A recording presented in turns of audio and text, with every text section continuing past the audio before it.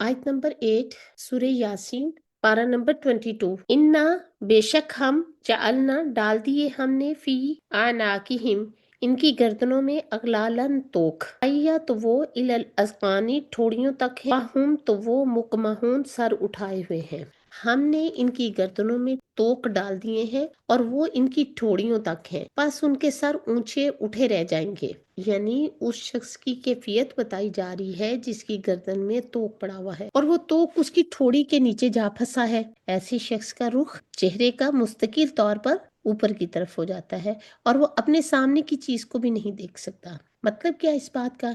यानी तासब, हठधर्मी, तकब्बर की वजह से ये लोग हक समझने से ये कासिर हैं। इन्ना जअलना फी आनाकिहिम बेशक हमने, हम कौन? अल्लाह सुब्हाना ताला ताकीदी ये हुक्म है। जअलना हमने बनाया बतौर सजा के क्या चीज? फी अनाकिहिम इनकी गर्दनों में, यानी इनकी गर्दनों के इर्द गिर्द अगलालन तोक जंजीर लोहे की बेड़ियां जो गर्दन में डाली जाती हैं। फाहिया इला अस्कानी जो ठोड़ियों तक है, सर पीछे की तरफ उठा हुआ है। फाहुम मुकमहून तो वो सर उठाए हुए हैं, वो हक को नहीं देख सकते, ना ही वो झुक सकते हैं। और ये तौक जो है जंजीर, ये हकीकी भी हो सकती है जैसे कि आखिरत की सजा। तो ये जो इन्होंने बताया कि इनकी जिद, तकब्बुर, हठधर्मी ने इन्हें ऐसा कर दिया कि इनकी गर्दनों में तौक पड़े हुए हैं, बेड़ियां पड़ी हुई हैं। ऐसे लोग हक की तरफ निगाह उठाकर ही नहीं देखते, इनके दिल भी सख्त हो गए हैं, हक इनको नजर ही नहीं आता। मतलब क्या इस बात का कि ईमान के रास्ते पर चलने के लिए दिल का झुकना होना भी जरूरी है, उसमें आजी और नरमी भी चाहिए, क्योंकि तकब्बुर इंसान को हिदायत से महरूम कर देता है। इन्ना जअलना फी अनाकिहिम बेशक हमने डाल दिए इनकी गर्दनों में अगलालन तोक। रुकावट है, मानते ही नहीं। वजह क्या है ना मानने की, ना कबूल करने की? तो वजह ये है कि हमने इनकी गर्दनों में तोक डाल रखे हैं। अगलालन किसकी जमा है? गलल की, गाइन लाम लाम। तोक बेड़ियों को कहते हैं जिससे हाथ को गर्दन से बांध दिया जाता है। अब होता क्या है, जिसके हाथों को गर्दन से बांध दिया जाए, गले के अंदर डाल के हाथ को भी साथ चेन कर दिया जाए, तो फिर हमने इनकी गर्दनों में क्या डाल दिया? आनाक। आनाक अनूक की जमा है, गर्दन को कहते हैं। और ताक ठोड़ियों तक। फाहिया इलल अस्कानी तो वो ठोड़ियों तक है। अस्कान जाल काफ नून इसका रूट है। जाकाना कहते हैं ठोड़ी को। इन ठोड़ियों तक, इस हड्डी तक इनके तोक पड़े हुए हैं और साथ में क्या है? गर्दन भी, हाथ भी साथ बंधे हुए हैं, लिहाजा वो अपने आप को देख ही नहीं सकते। फहुम मुकमहून तो वो सर उठाए हुए हैं। मुकमहून का लफ्ज जो है काफ मीम हा से है। कामा कहते हैं गेहूं को, जो पकने के वक्त से लेकर जखीरा अंदोजी तक बाल के अंदर रखा जाता है, यानी उसके अंदर से निकाला नहीं जाता। वो गेहूं जिससे सत्तू बनाया जाता है। अब सत्तू का पता है आप लोगों को, जैसे आटा होता है इसी तरह का होता है और ये गेहूं से बनता है। अब आप देखिए कि वो ड्राई होता है ना, कोई भी ड्राई चीज अगर आपको फांकनी हो तो सर कहाँ होता है आपका? ऊपर ऊपर कर देते हैं ना, नीचे रख के कोई चीज फांक नहीं सकते। बेसिकली ये जो है मुकमाहून, ये काफ माम मीम हा का लफ्ज इसी से निकला है, क्योंकि अरबों के यहाँ इसको अमूमन फांक के ऊपर से पानी पी लिया जाता था। तो फांकने के वक्त जो गर्दन की कैफियत होती है, यानी जैसे गर्दन आपकी ऊपर को उठी होती है, तो इसको कहते हैं मुकमा। वो शख्स जिसके अंदर सत्तू जा रहा है, तो ये ऐसी हालत में होते हैं। इनकी गर्दनें भी इसी तरह ऊपर को उठी हुई होती हैं, अकड़ी हुई। इससे फिर मुकमहा इस ऊंट के लिए भी आता है, जो यानी वो पानी पीकर फिर गर्दन को ऊपर उठा ले। अब आपने कभी देखा है ऐसा मंजर, जब जानवर पानी पी रहे होते हैं, क्योंकि उसकी गर्दन नीचे की तरफ होती है ना, तो अच्छा गर्दन फिर क्या करती है? जब पानी पी लेते हैं थक जाती है। अगर आप भी कोई काम करें, यानी आप कुछ लिख रहे हैं, पढ़ रहे हैं, गर्दन मुसलसल नीचे को झुकाई हुई है कुछ देर के लिए, फिर इसके बाद आप रिलैक्स होने के लिए खूब पीछे को जाते हैं, गर्दन को भी पीछे की तरफ ले जाते हैं। इसको क्या कहते हैं? मुकमा।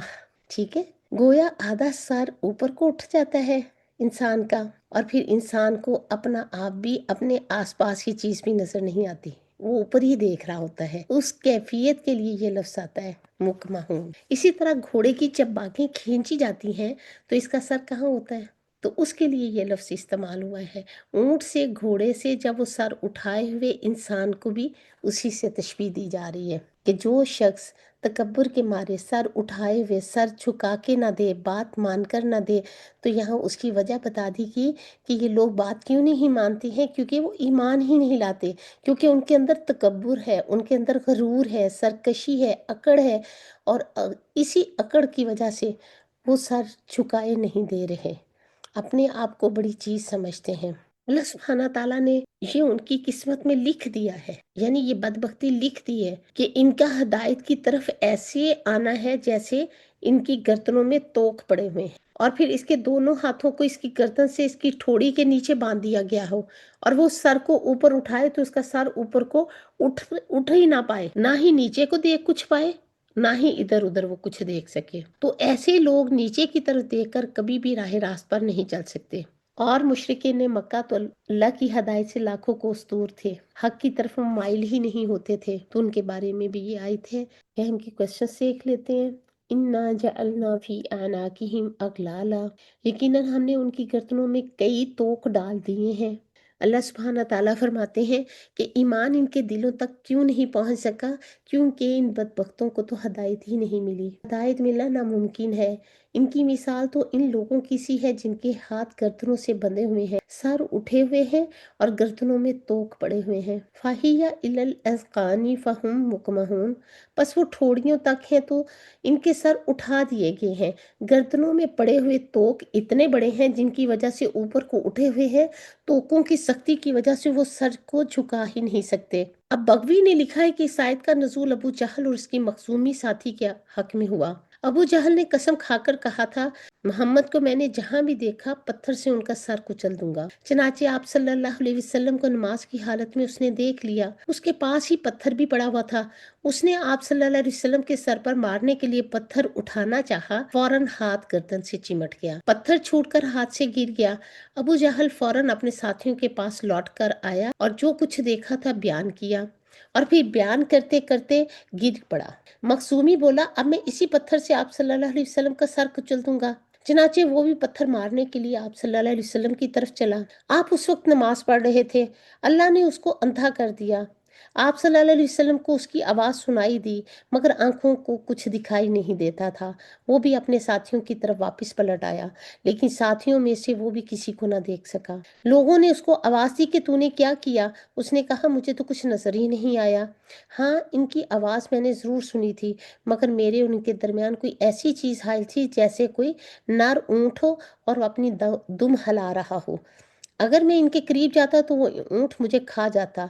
اس پر پھر یہ آیت نازل ہوئی، اِنَّا جَعَلْنَا فِي أَعْنَاقِهِمْ أَغْلَالًا۔ اللہ سبحانہ تعالیٰ فرماتے ہیں، سورہ الکہف کی آیت نمبر 57 ہے، وَمَنْ أَظْلَمَ مِمَّنْ ذُكِّرَ بِآيَاتِ رَبِّهِ فَأَعْرَضَ عَنْهَا وَنَسِيَ مَا قَدَّمَتْ يَدَاهُ إِنَّا جَعَلْنَا عَلَىٰ قُلُوبِهِمْ أَكِنَّةً أَن يَفْقَهُوهُ وَفِي آذَانِهِمْ وَقْرًا وَإِن تَدْعُوهُمْ إِلَى الْهُدَىٰ فَلَن يَهْتَدُوا إِذًا أَبَدًا۔ اور اس شخص سے بڑا ظالم کون ہوگا جسے اس کے رب کی آیات کے ذریعے نصیحت کی گئی ہو تو اس نے ان سے منہ موڑ لیا اور وہ بھول گیا جو اس کے ہاتھوں نے آگے بھیجا تھا۔ یقیناً ہم نے ان کے دلوں پر پردے ڈال دیے ہیں کہ وہ اس کو سمجھیں، اور ان کے کانوں میں بوجھ رکھ دیے ہیں، اگر آپ انہیں ہدایت کی طرف بلائیں تب بھی وہ کبھی ہدایت نہیں پائیں گے۔ سورہ جاسیہ میں آتا ہے آیت نمبر 23 میں، أَفَرَأَيْتَ مَنِ اتَّخَذَ إِلَٰهَهُ هَوَاهُ وَأَضَلَّهُ اللَّهُ عَلَىٰ عِلْمٍ وَخَتَمَ عَلَىٰ سَمْعِهِ وَقَلْبِهِ وَجَعَلَ عَلَىٰ بَصَرِهِ غِشَاوَةً فَمَن يَهْدِيهِ مِن بَعْدِ اللَّهِ أَفَلَا تَذَكَّرُونَ۔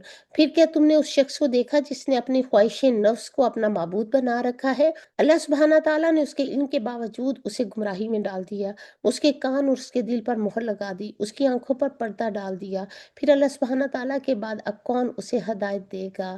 تم لوگ سبق کیوں نہیں حاصل کرتے؟ سورہ الانعام کی آیت نمبر 125 ہے، تو جس شخص کو اللہ سبحانہ تعالیٰ چاہتا ہے اسے ہدایت دے، اس کا سینہ اسلام کے لیے کھول دے، اور جسے وہ چاہتا ہے اسے گمراہ کر دے، اس کا سینہ تنگ نہایت گھٹا ہوا بنا دیتا ہے، گویا کہ وہ مشقت سے آسمان میں چڑھ رہا ہے۔ اس طرح اللہ سبحانہ تعالیٰ گندگی ڈال دیتا ہے ان لوگوں پر جو ایمان نہیں لاتے۔ وَمَن يُرِدِ اللَّهُ أَن يَهْدِيَهُ يَشْرَحْ صَدْرَهُ لِلْإِسْلَامِ وَمَن يُرِدْ أَن يضله يجعل صدره ضيقا حرجا كأنما يصعد في السماء كذلك يجعل الله الرجس على الذين لا يؤمنون۔ سورہ الاعراف آیت نمبر 188 میں بھی آتا ہے کہ آپ کہہ دیجیے میں اپنی جان کے لیے کسی نفع اور نقصان کا مالک نہیں مگر جو اللہ تعالیٰ چاہے۔ اگر میں غیب جانتا تو میں ضرور بھلائیوں میں سے بہت زیادہ حاصل کر لیتا اور مجھے کوئی تکلیف بھی نہ چھوتی، مگر ایک ڈرانے والا اور خوشی خبری دینے والا میں ہوں ان لوگوں کے لیے جو ایمان لاتے ہیں۔ سورہ النحل آیت نمبر 108 میں آتا ہے اولئک الذین طبع اللہ علی قلوبہم وسمعہم وعلی ابصارہم واولئک هم الغافلون۔ یہ وہ لوگ ہیں جن کے دلوں پر اور کانوں پر اور آنکھوں پر اللہ سبحانہ تعالیٰ نے مہر لگا دی ہے اور یہی لوگ غافل ہیں۔ سورہ ہود میں آتا ہے اولئک لم یکونوا معجزین فی الارض وما کان لهم من دون اللہ من اولیاء یضاعف لهم العذاب ما كانوا یستطیعون السمع وما كانوا یبصرون۔ وہ زمین میں بے بس کر دینے والے نہ تھے، نہ ہی اللہ تعالیٰ کے علاوہ ان کے لیے کوئی مددگار ہے، ان کے لیے دو گنا عذاب کیا جائے گا۔ وہ نہ سننے کی استطاعت رکھتے تھے اور نہ ہی دیکھنے کی۔ سورہ الکہف آیت نمبر 101 میں بھی آتا ہے الذین کانت اعینہم فی غطاء عن ذکری وکانوا لا یستطیعون سمعا۔ وہ لوگ جن کی آنکھیں میرے ذکر سے پردے میں تھیں اور وہ سننے کی استطاعت بھی نہیں رکھتے تھے۔